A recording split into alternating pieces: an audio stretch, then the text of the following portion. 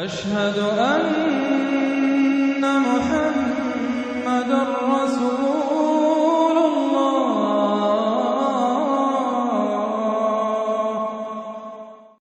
Come together and speak out against these issues, that is a huge number. We have been holding events throughout the UK when it came to the new sex education law that we will be speaking about as we proceed.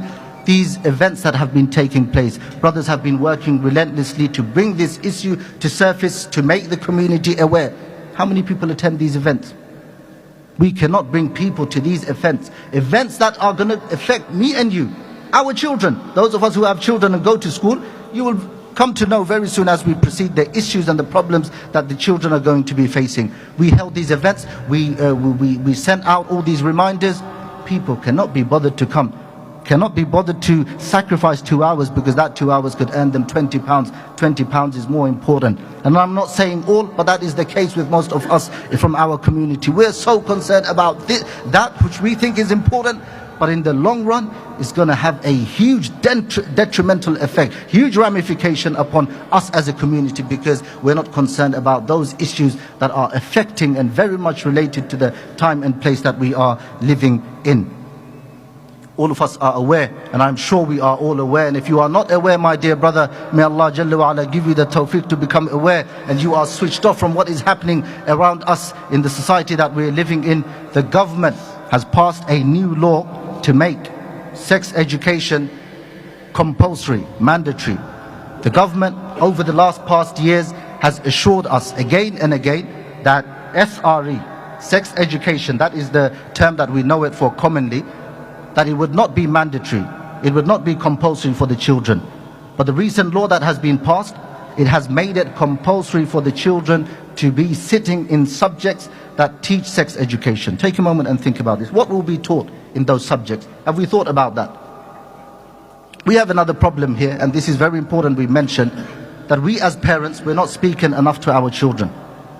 And because we're not speaking enough to our children, they will become very dependent in the very school that they go to, state school or faith school or independent school, for that information. We shy away as a community because we want to maintain adab and ihtaram. We have our moral codes, which is a great thing. Absolutely, we agree. We don't have that barrier where father and son sits together and they watch illicit programs together. Alhamdulillah, we as Muslim, we have our moral codes and we have that in place. People look up to this.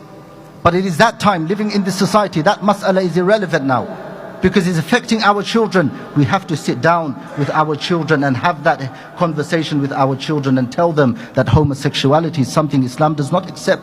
A man and a man cannot be together. A woman and a woman cannot be together. We have to have those frank conversations with our children before people that celebrate these concepts and belief, they give the information to our children. We're living in an ultra sexualized society where the very moment you step outside your house, the posters and the billboards, what do you see? Nudism is celebrated while a sister wears niqab. That is a crime, that is a problem. But someone who has no clothes on and she spends her Saturday night, Friday night, and the implications and the consequences are severe.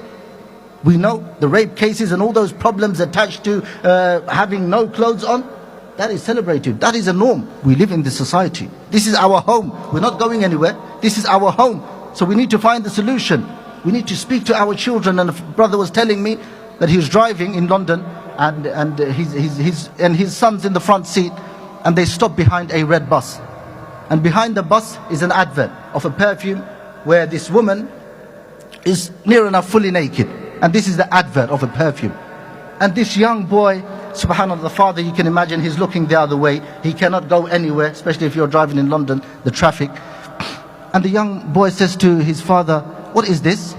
He's asking his father, "What does he say?" He shies away from it. He says, "I don't know the answer. What do I tell my son? What is this? What do I tell my son?" And he's shying away. But the moment we shy away, what are we doing?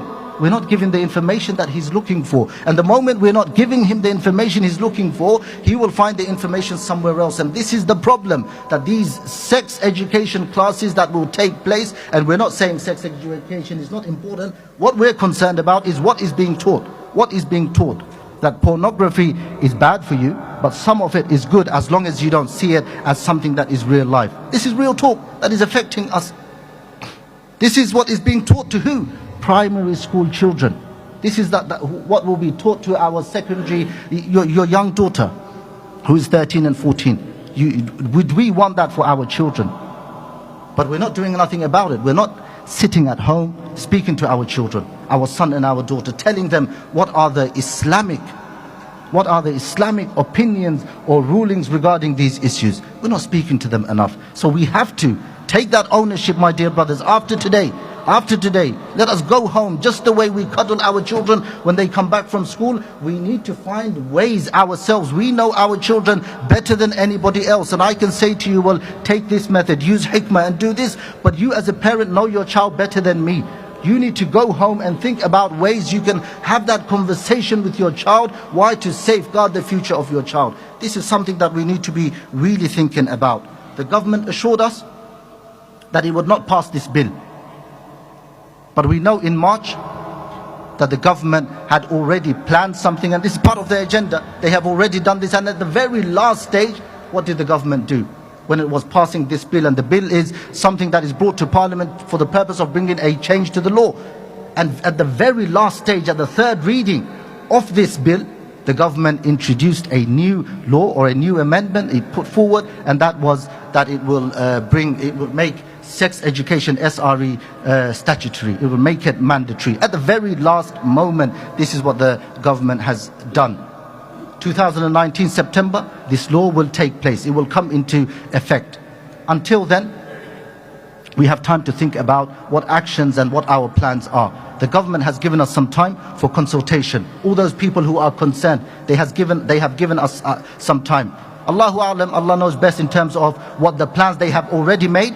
But since they've given us an opportunity, some time for consultation, and the time is very limited, here we have a small poster up. And on your way out, my dear brothers, there are a few posters there throughout the place. And please do speak to Imam Sahib here and many of the brothers and the sisters section over there. There is the website here, you can see the government website, education.gov/consultation. Please go on that website there and look at the consultation, because they're asking a few questions, very important questions that we need to answer. It only takes perhaps 20 minutes from our day, but it will make a huge effect if all of us can come together and respond to this. Many brothers have asked me, oh, is it very difficult to answer? There's the language barrier, etc. So on, sit down with your daughter, sit down with your child, and make an effort to partake in this consultation.